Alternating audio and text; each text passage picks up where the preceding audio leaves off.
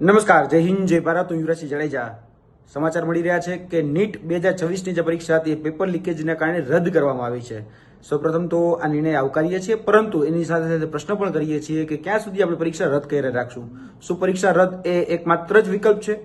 જ્યાં સુધી જે ચમરબંધીઓ છે, જ્યાં સુધી જે અસામાજિક તત્વો છે, પેપર લીકેજના જે માફિયાઓ છે, કૌભાંડીઓ છે, એને સજા કરવામાં નહીં આવે ત્યાં સુધી આ સિલસિલો ચાલુ રહેવાનો છે.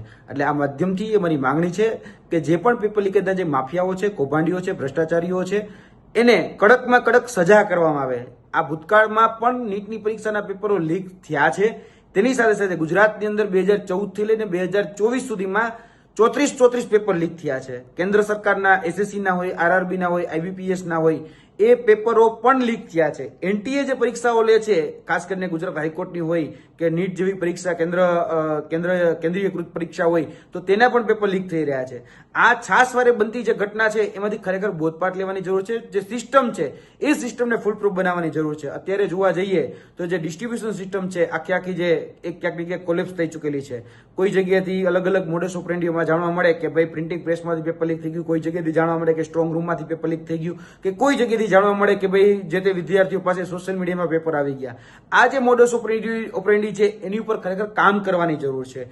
પેપર લીક અને પછી પરીક્ષા રદ એ એકમાત્ર સમાધાન ક્યારેય નથી.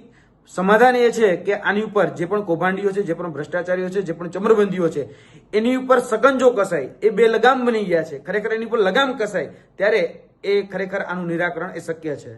આનું નિરાકરણ, આનું સમાધાન એ ત્યારે જ બનશે કે જે પણ પેપર લીકેજના માફિયાઓ છે એને કડકમાં કડક સજા થાય. અત્યારે એટલે કે 2014 થી 2024 સુધીમાં 34 પેપર લીક થયા, એની ઉપર આજ દિન સુધી એક પણ વ્યક્તિને સજા નથી થઈ. એક પણ વ્યક્તિ એ જેલના સળિયા પાછળ નથી. એટલે ક્યાંક ને ક્યાંક એને જે રીતે છાવરવામાં આવે છે એને કારણે આ પેપર લીકેજના જે પણ માફિયાઓ છે એને પ્રોત્સાહન મળતું હોય છે. આ માધ્યમથી અમે અપીલ કરીએ છીએ કે તાત્કાલિક ધોરણે જે પણ 23 લાખ વિદ્યાર્થીઓના ભવિષ્ય સાથે જેને ચેડા કર્યા છે એને સખત કડક અને કડકમાં કડક સજા કરવામાં આવે અને ફરી વખત આવી કોઈ ઘટના ન ઘટે એવો બોધપાઠ લઈ અને આમાં સજા કરવામાં આવે તો જ ક્યાંક ને ક્યાંક જે વિદ્યાર્થીઓ છે એને ન્યાય મળશે. જય હિન્દ, જય ભારત.